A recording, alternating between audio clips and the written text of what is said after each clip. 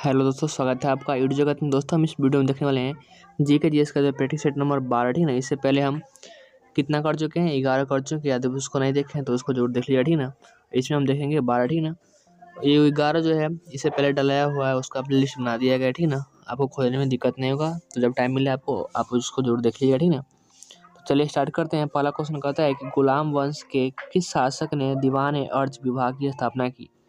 तो गुलाम वंश का कौन सा वो शासक था जिसने क्या किया था, दीवान अर्ज नामक जो है विभाग का स्थापना किया था। ऑप्शन ए है कुतुबुद्दीन ऐबक, ऑप्शन बी है इल्तुतमिश, ऑप्शन सी है बलबन, ऑप्शन डी है रजिया सुल्तान।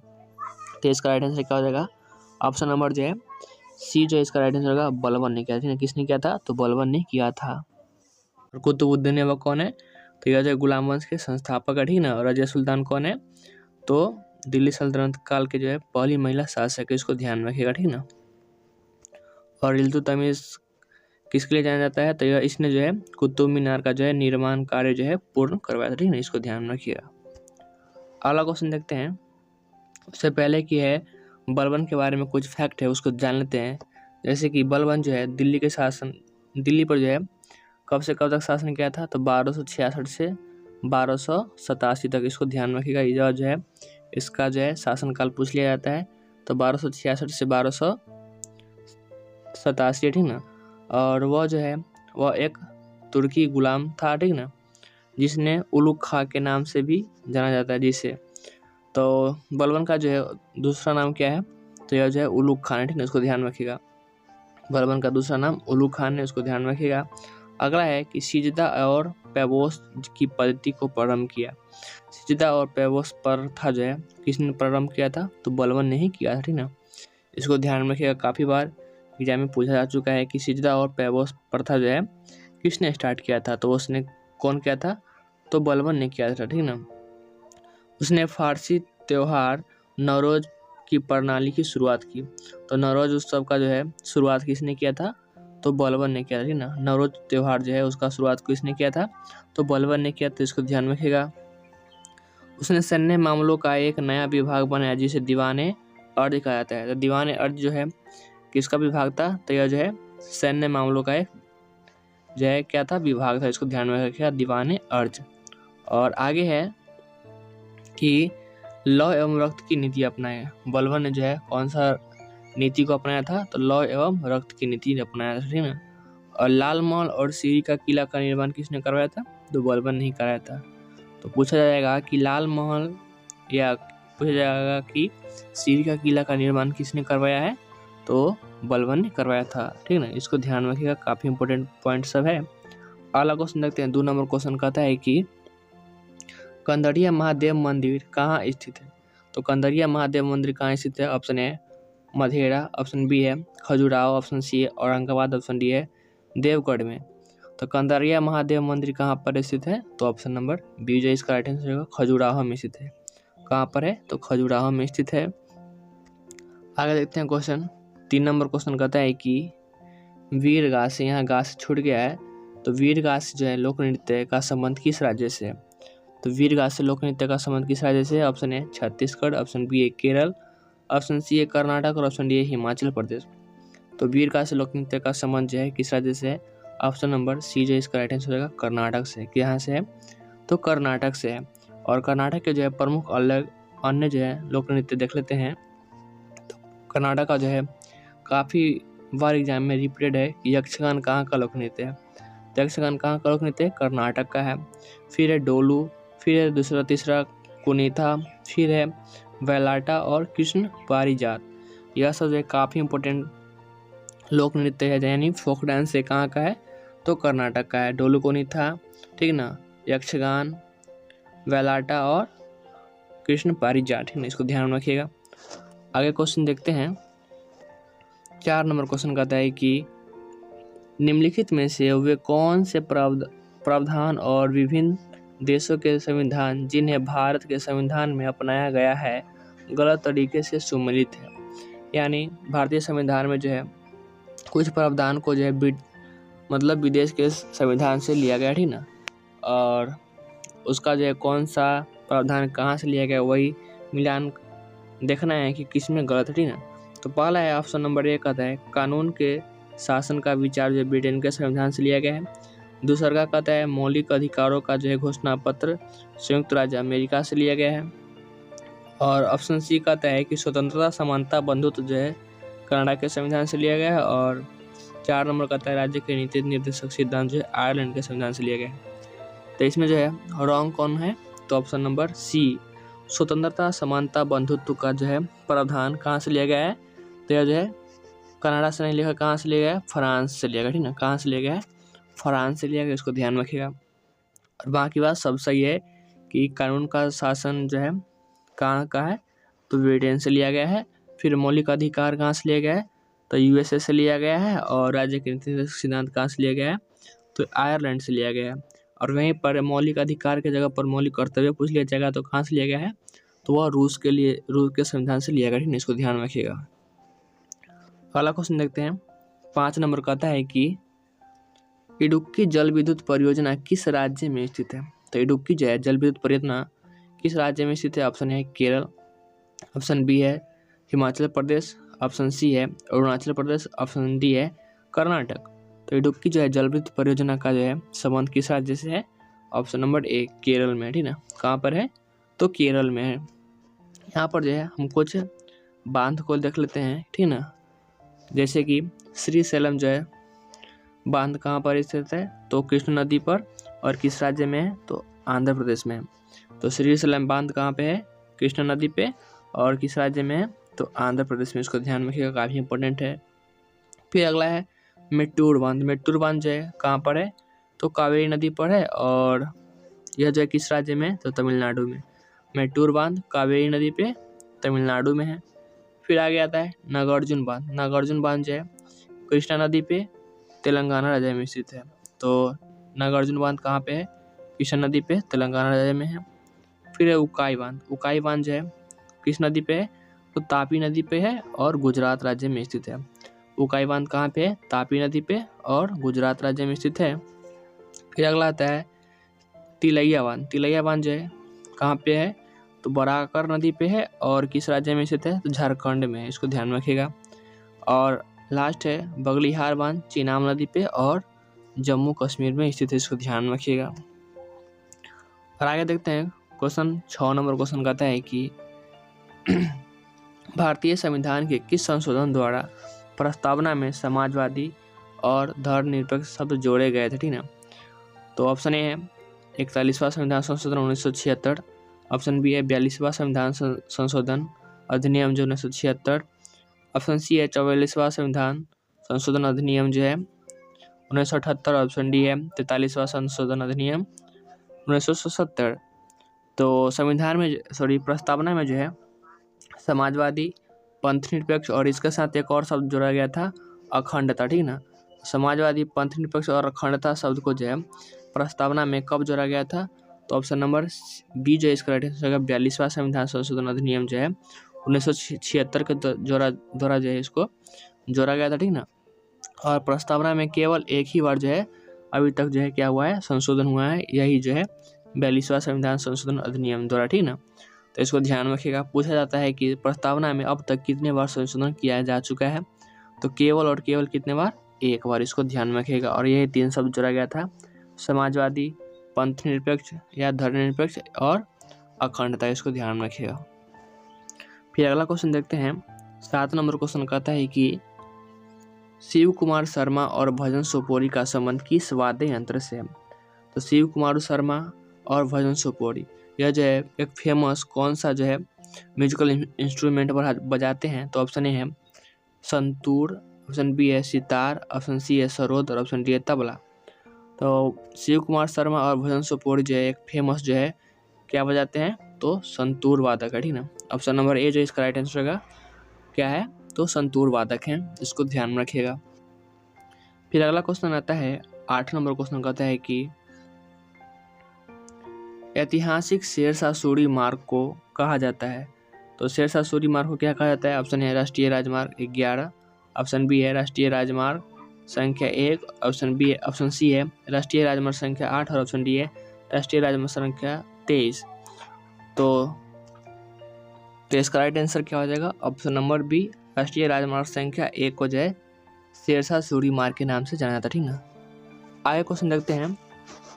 9 नंबर क्वेश्चन कहता है कि निम्नलिखित में से कौन भारत के चुनाव आयुक्तों की नियुक्ति करता है। तो भारत के जो है चुनाव आयुक्त के जो है नियुक्ति कौन करता है। ऑप्शन ए उपराष्ट्रपति, ऑप्शन बी है प्रधानमंत्री, ऑप्शन सी है महान्यायवादी, ऑप्शन डी है राष्ट्रपति। तो भारत की जो इलेक्शन कमिश्नर का जो है नियुक्ति कौन करता है। ऑप्शन नंबर डी जो इसका राइट आंसर होगा, भारत का जो है राष्ट्रपति नियुक्ति करता है, ठीक ना। इसको ध्यान में रखिएगा। अगला क्वेश्चन देखते हैं। 10 नंबर क्वेश्चन कहता है कि निम्नलिखित में से कौन सा भारत के जो है भारत में सबसे बड़ा कोयला क्षेत्र है। तो भारत में सबसे बड़ा कोयला क्षेत्र का नाम क्या है। Option A Rampur, option B है झरिया, ऑप्शन सी है इलांदू और ऑप्शन डी है तालचेर। तो भारत में सबसे बड़ा जो है कोयला क्षेत्र कौन सा है। तो इसका राइट आंसर क्या हो जाएगा। ऑप्शन नंबर बी झरिया है, ठीक ना। इसको ध्यान में रखिएगा। झरिया जो है भारत का सबसे बड़ा कोयला क्षेत्र है, इसको ध्यान में रखिएगा। आगे देखते हैं। क्वेश्चन नंबर 11 क्वेश्चन कहता है कि हिमालय की सबसे बाहरी परत कौन सी है। तो हिमालय की सबसे बाहरी परत का नाम क्या है। ऑप्शन ए शिवालिक पहाड़ियाँ, ऑप्शन बी है उच्च हिमालय, ऑप्शन सी है लघु हिमालय और ऑप्शन डी है ट्रांस हिमालय। तो हिमालय की सबसे बाहरी परत को क्या कहा जाता है। तो ऑप्शन नंबर ए शिवालिक पहाड़ियाँ कहा जाता है, ठीक है। क्या कहा जाता है। तो शिवालिक पहाड़ियाँ कहा जाता है, इसको ध्यान में रखिएगा। अगला क्वेश्चन देखते हैं। 12 नंबर क्वेश्चन कहता है कि कांग्रेस के किस सत्र में पहले विदेशी नेता ने अध्यक्षता की। यानी कांग्रेस का कौन सा ऐसा पहला अधिवेशन था जिसमें जो है उसकी अध्यक्षता कौन किया था। तो अंग्रेज ने किया था, ठीक ना। यानी भारत के बाहर के व्यक्ति किया था। ऑप्शन ए है इलाहाबाद, ऑप्शन बी है गुवाहाटी, ऑप्शन सी है कालीकट और ऑप्शन डी है बेलगांव अधिवेशन। तो कौन सा अधिवेशन था। ऑप्शन नंबर ए इलाहाबाद जो है अधिवेशन जो हुआ था उसकी अध्यक्षता किसने किया था। तो विदेशी ने किया था, ठीक ना। इसको ध्यान में रखिएगा। यहाँ पर जो है कांग्रेस के जो है कुछ सत्र, ठीक ना, कुछ अधिवेशन है कि कब हुआ था और कहाँ पर और उसकी अध्यक्षता किसने किया, ठीक ना। जैसे कि 1885 का जो अधिवेशन कहाँ हुआ था। तो बम्बई में हुआ था, यह पहला अधिवेशन था। तो 1885 का अधिवेशन कब हुआ था। 1885 का अधिवेशन कहाँ हुआ था। तो बम्बई में हुआ था और उसकी अध्यक्षता किसने किया था। तो WC बनर्जी ने किए थे। अगला है 1886 का अधिवेशन।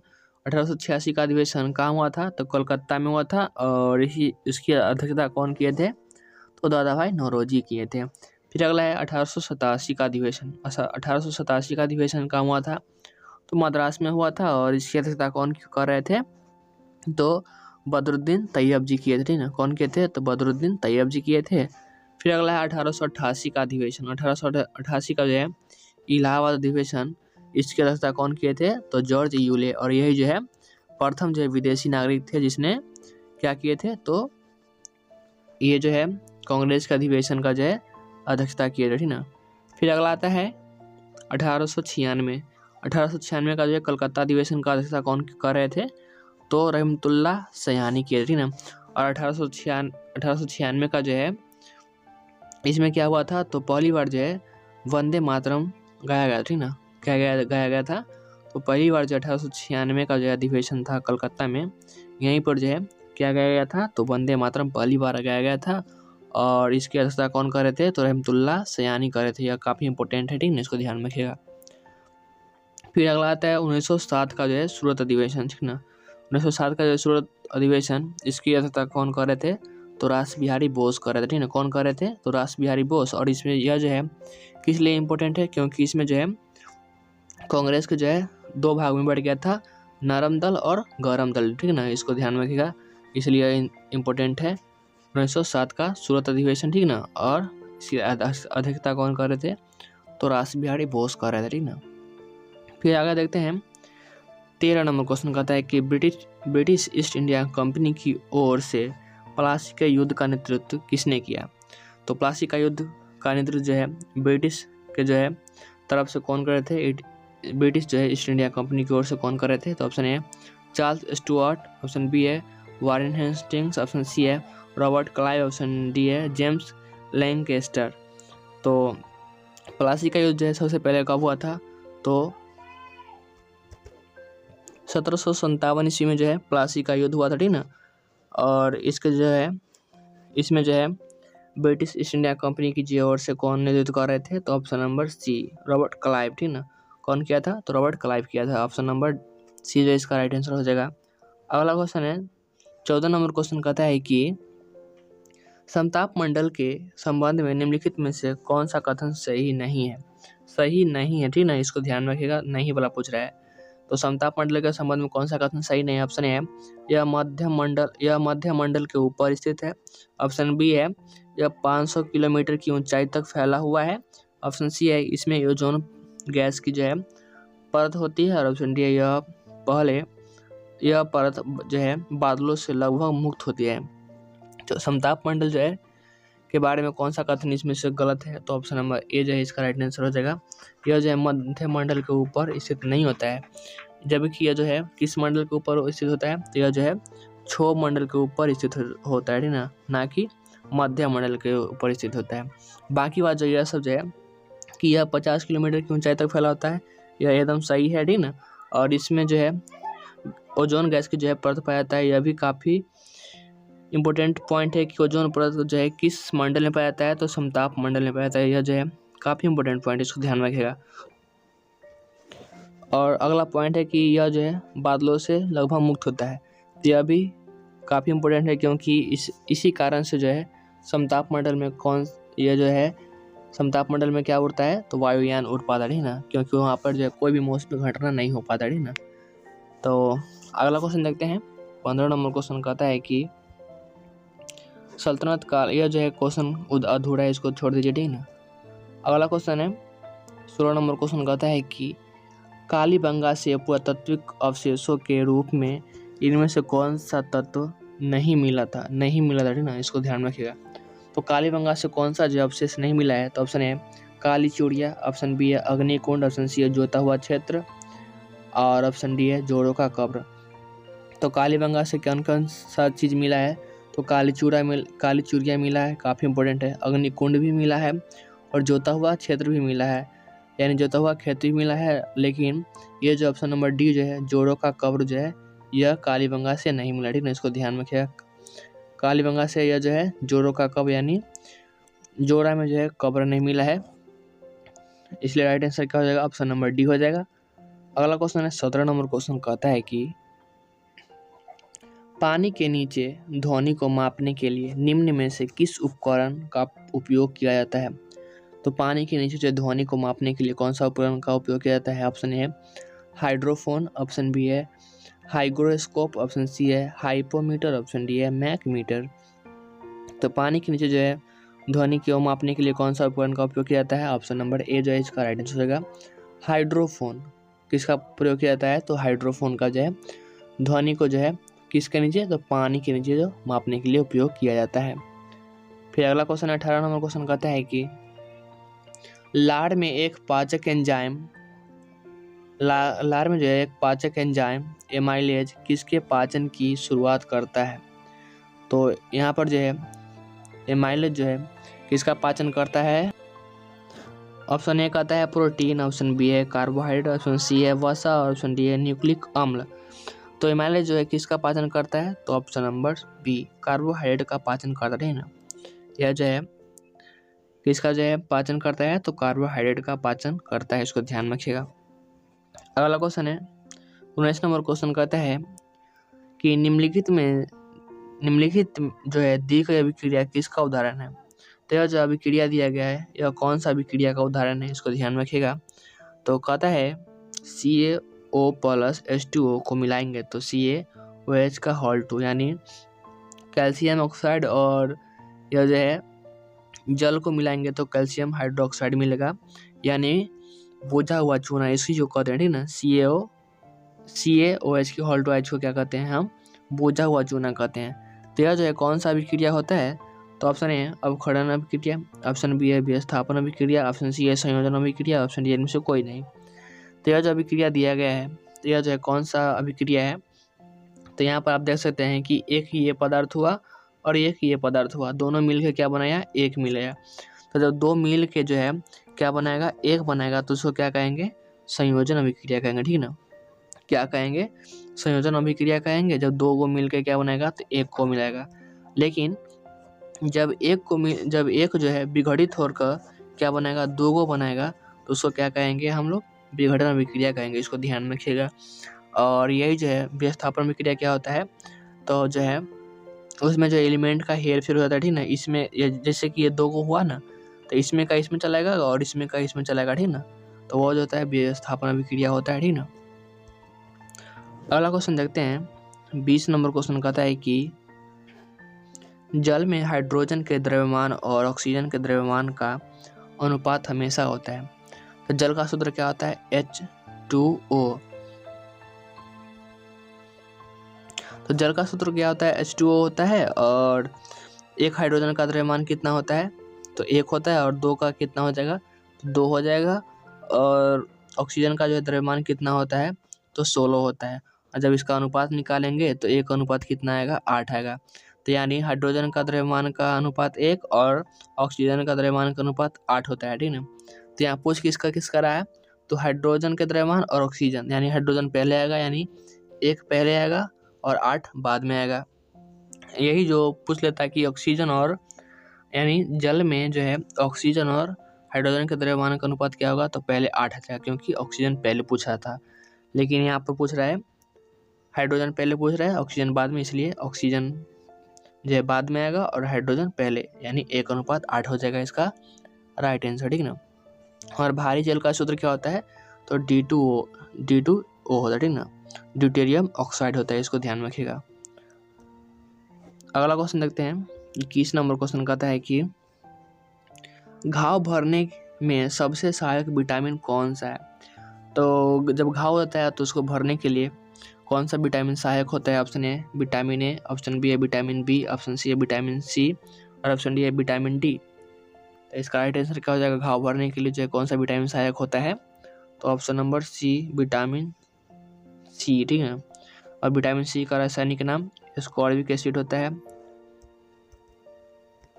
और विटामिन ए का रासायनिक नाम क्या होता है, तो रेटिनॉल होता है। और विटामिन ए की कमी से कौन सा रोग होता है, तो रतौंधी रोग होता है, ठीक ना। इसको ध्यान में रखिएगा। और विटामिन बी का रासायनिक नाम क्या होता है, तो बेरी विटामिन बी से कमी से कौन सा होता है, तो बेरी होता है। और विटामिन बी का रासायनिक नाम क्या होता है, तो थायमीन होता है, इसको ध्यान में रखिएगा। और विटामिन डी का जो है कमी से कौन सा होता है, रिकेट्स होता है, इसको ध्यान में रखिएगा। अगला क्वेश्चन देखते हैं। 22 नंबर क्वेश्चन कहता है कि विद्युत आवेश का एसआई मात्रक क्या होता है। तो विद्युत आवेश का जो एसआई मात्रक क्या होता है, option A volt, option B है एम्पियर, ऑप्शन सी है कूलम, ऑप्शन डी है टेस्ला। तो विद्युत आवेश का एसआई मात्रक क्या होता है, ऑप्शन नंबर सी जो इसका राइट आंसर होगा कूलम होता है। क्या होता है, कूलम होता है। और वोल्ट किसका होता है, तो विभवांतर का या विभव का जो है मात्रक क्या होता है, तो वोल्ट होता है। एम्पियर किसका होता है, तो विद्युत धारा का एसआई मात्रक एम्पियर होता है। फिर वोल्ट, ये जो टेस्ला है, टेस्ला किसका होता है, तो चुंबकीय क्षेत्र का जो तीव्रता का जो है मात्रक क्या होता है, टेस्ला होता है, इसको ध्यान में रखिएगा। अगला क्वेश्चन देखते हैं। 23 नंबर क्वेश्चन कहता है कि भारतीय मौसम विभाग के अनुसार जब वर्षा की कमी, यहाँ पर जो क्वेश्चन में थोड़ा सा इधर उधर हो चुका है, तो इस क्वेश्चन का भाव है कि जब जो है कब जो है प्रचंड जो है सूखे की स्थिति होती है, तो भारतीय मौसम विभाग के अनुसार जो है कितना वर्षा जो है कम होता है, तो यह जो है प्रचंड जो है सूखे की स्थिति आता है। जिसका राइट आंसर क्या हो जाएगा, ऑप्शन नंबर डी 50% से जो कम वर्षा होता है, तो क्या होता है, प्रचंड सूखे की जो है स्थिति होती है, ठीक ना। यह क्वेश्चन थोड़ा सा इधर उधर टाइप हो गया है। अगला क्वेश्चन है 24 नंबर क्वेश्चन कहता है कि काल वैसाखी डैश में चलती है। तो काल वैसाखी जो है कहाँ पर चलती है, option A Rajasthan, option B है महाराष्ट्र, ऑप्शन सी है मध्य प्रदेश, ऑप्शन डी है पश्चिम बंगाल। तो काल वैसाखी क्या है, यह एक पवन है, ठीक ना। और यह जो है कहाँ पे चलती है, तो ऑप्शन नंबर डी कहाँ पे चलती है, पश्चिम बंगाल में चलती है, ठीक ना। कहाँ से चलती है, तो पश्चिम बंगाल में चलती है। जिस तरह उत्तर भारत में क्या चलता है, लू चलता है ना, उसी तरह काल वैसाखी जो है पश्चिम बंगाल में चलता है। फिर अगला क्वेश्चन 25 नंबर क्वेश्चन कहता है कि फरवरी फरवरी 2024 में भारत के लोकपाल अध्यक्ष के रूप में किसे नियुक्त किया गया है? तो जो है भारत के लोकपाल के अध्यक्ष के रूप में किसे नियुक्त किया गया है? ऑप्शन ए न्यायमूर्ति ऋतुराज अवस्थी, ऑप्शन बी है न्यायमूर्ति संजय यादव, ऑप्शन सी है न्यायमूर्ति पिनाकी चंद्र घोष और ऑप्शन डी है न्यायमूर्ति AM खानविलकर। तो लोकपाल अध्यक्ष कौन है? तो ऑप्शन नंबर डी जो है इसका राइट आंसर होगा न्यायमूर्ति AM खानविलकर, इसको ध्यान में रखिएगा। अगला क्वेश्चन देखते हैं 26 नंबर। यह जो क्वेश्चन आपके लिए होमवर्क रहेगा कि जनवरी 2024 में 16वें वित्त आयोग के अध्यक्ष के रूप में किसे नियुक्त किया गया है? तो option A Amitabh Kant, option B है राजीव कुमार, ऑप्शन सी है अरविंद सुब्रमण्यम और ऑप्शन डी है डॉक्टर अरविंद पनगड़िया। तो इसका राइट आंसर आपको कमेंट बॉक्स में बताना है, ठीक ना, जरूर बताइएगा। तो यह जो है कैसा लगा 25 क्वेश्चन का जो प्रैक्टिस सेट आप कमेंट बॉक्स में बता सकते हैं, ठीक ना। और यदि आपको कोई सुझाव देना है तो आप ज़रूर बताइएगा। तो मिलते हैं अगले प्रैक्टिस सेट के साथ, ठीक ना। यदि वीडियो अच्छा लगा तो लाइक जरूर कर दीजिएगा और चैनल पर पहली बार चैनल को सब्सक्राइब करके बेल आइकन को प्रेस कर दीजिए ताकि इसका जो है आगे का प्रैक्टिस सेट डाले तो आपको नोटिफिकेशन मिल जाए, ठीक ना। तो मिलते हैं अगले वीडियो में अगले प्रैक्टिस सेट के साथ, तब तक के लिए जय हिंद जय भारत।